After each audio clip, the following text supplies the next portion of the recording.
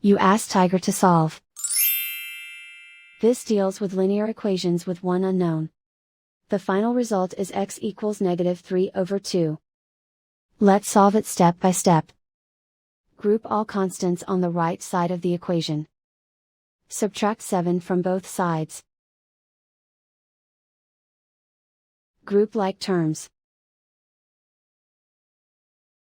Simplify the arithmetic.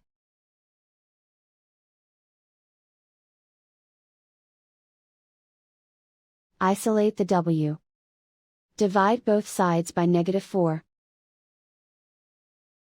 Cancel out the negatives. Simplify the fraction. Move the negative sign from the denominator to the numerator. Find the greatest common factor of the numerator and denominator. Factor out and cancel the greatest common factor. And so the final result is x equals -3/2.